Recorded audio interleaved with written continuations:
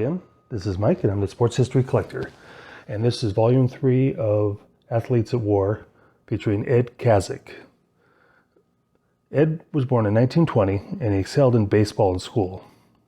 After he graduated, however, during the Depression, he went to work with his father and most of his classmates into one of the Pennsylvania mines. Very, very tough work. My grandfather, when he came over from Italy, was over in Pennsylvania, that probably earlier than what Eddie was, and worked in the mines. So I'm sure some of your grandparents did as well, especially since a lot of you in this community are from the Pennsylvania area. It was work that had to be done. It was decent money, but very dangerous.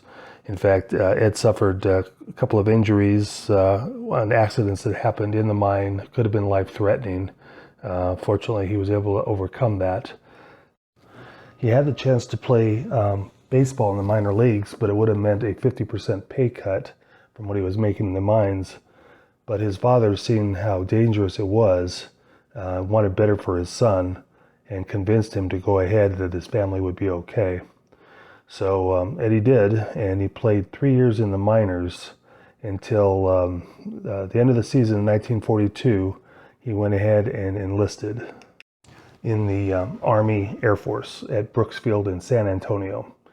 He was later shifted to the paratroop infantry and shipped overseas, just in time for D-Day, parachuting in.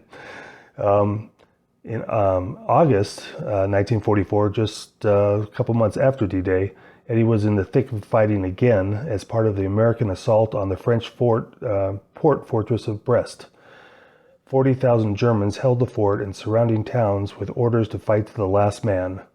In a small village outside Brest, a German soldier charged Eddie, thrusting his bayonet through his upper left arm, just above the elbow. Eddie later said, "I think I must have shot him then, because suddenly I was free." When he was taken to a field hospital, medics marveled at how the bayonet had miraculously missed the main artery. While the wound wasn't fatal, it was described as severe. A doctor sewed his arm back together with 19 stitches, and Eddie was quickly returned to the battle. By now, the Germans had managed to swing their heavy fortress artillery around from the sea to face the American infantry attacking from the rear. One of the German barrages caught Eddie's unit as it passed through a small town. The men took shelter in a building which was then pulverized by one of the massive shells. Shrapnel and flying debris tore off part of Eddie's right elbow and left him buried under what was left of the structure. 3 days later, he was found trapped under the building. A succession of stretchers, ambulances, trains, and ships brought Eddie from the battlefields of France to Palm Springs. For a year, his arm was immobilized in a cast at a 90-degree L-shaped angle. 3 of his fingers on his right hand were paralyzed. The Sporting News even reported that his arm had been amputated. Eventually, Eddie was put in the care of a skilled surgeon who delicately removed the pieces of crushed bone, replacing it with plastic. Eventually, movement returned to his fingers, but Eddie would never be able to touch his right shoulder with his right hand. He was discharged in December of '45, and doctors advised him to forget about baseball. Eddie shook his head. "No, I won't forget about baseball." Eddie's main problem, being a third baseman, was that every time he threw the ball, he had shooting pain going all the way down his arm. This was going to be just a fact of life with the plastic that was in his elbow for the rest of his career. But he came back, worked his way through the minors, finished up the 1948 season in the minors, and was called up late in the season to the St. Louis Cardinals, where he got 22 at-bats and hit .273. The following season, he caught on with the big club and played, for the most part, full-time. He had 364 plate appearances, but he hit .304, had 42 RBIs, 6 home runs, and actually made the All-Star team. Pretty good for the amount of injuries he had. Unfortunately, the injuries outside of baseball and within baseball caught up with him, and he slowly started disintegrating, basically. Following year, he had .256, and then barely played, was pinch hitting mainly, hitting .182, .059, and finished off when he was traded in 1952 to Cincinnati, hitting .067. But still, he was able to fulfill his dream and make it to the major leagues and play.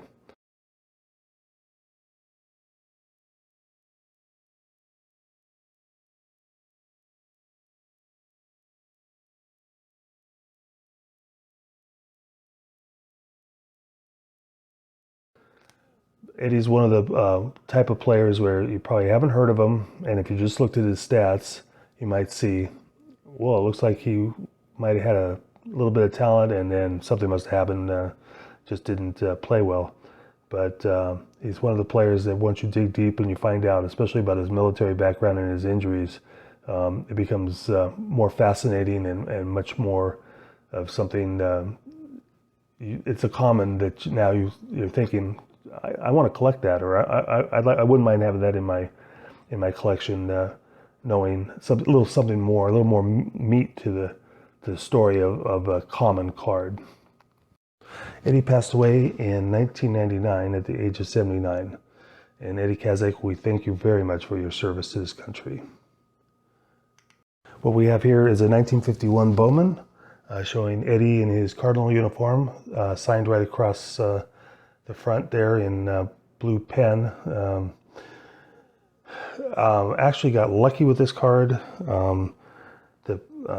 It was the best card that I found by far, from of the cards I really liked. And it looked like it had some snow on it, not too bad though, and it was centered very well. So I went ahead and decided that was the best card, and went ahead and got that for the collection. And once I got it here and got it out and put it in a fresh sleeve and top loader, realized that it was really the top loader and the sleeve that were causing some bad pictures to be taken, and the surface area is just excellent on this thing, and quite happy with this card. Very proud to have it in my collection. So that's it for today, the story of Ed Kazak and his military service, and I hope you enjoyed that, and we'll talk to you soon.